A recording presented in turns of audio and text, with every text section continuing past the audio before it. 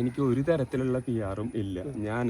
ഞാൻ പോകുമ്പോൾ, അതായത് നമ്മുടെ ബിഗ് ബോസിലേക്ക് പോകുമ്പോൾ എൻ്റെ സോഷ്യൽ മീഡിയ അക്കൗണ്ടുകളൊക്കെ ഞാൻ ഒരാൾക്കും കൊടുക്കുകയോ അങ്ങനെയൊന്നും ചെയ്തിട്ടുണ്ടായിരുന്നില്ല.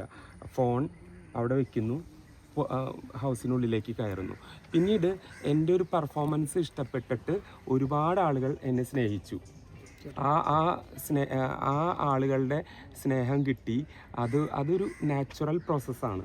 നമുക്ക് എന്താ പറയുക, ബിഗ് ബോസിൽ നമ്മുടെ പെർഫോമൻസ് കണ്ടിട്ടോ അല്ലെങ്കിൽ നമ്മുടെ ഒരു സ്വഭാവം കണ്ടിട്ടോ കുറേ ആളുകൾ നമ്മളെ ഇഷ്ടപ്പെടുന്നു.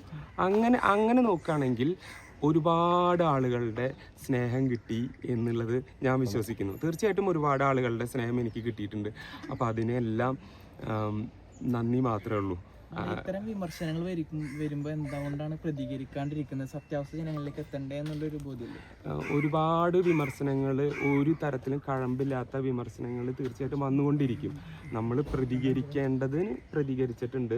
അല്ലാതെ എല്ലാ കാര്യത്തിനും വെറുതെ പ്രതികരിച്ചിട്ട് അതിങ്ങനെ അതിൻ്റെ ആവശ്യമുണ്ടെന്ന് എനിക്ക് തോന്നുന്നില്ല. പ്രതികരിക്കാൻ ആവശ്യമുള്ള കാര്യങ്ങൾക്ക് കൃത്യമായിട്ടുള്ള പ്രതികരണം ഞാൻ എൻ്റെ സോഷ്യൽ മീഡിയ അക്കൗണ്ടുകളിലൂടെ കൊടുത്തിട്ടുണ്ട്. എല്ലാ കാലത്തും അങ്ങനെ തന്നെ ആയിരിക്കും ഇനി ഉണ്ടാവുക. ആവശ്യമില്ലാത്ത, കഴമ്പില്ലാത്ത കാര്യങ്ങളിൽ ഏറ്റുപിടിക്കുന്നതിനോട് എനിക്ക് യോജിപ്പില്ല.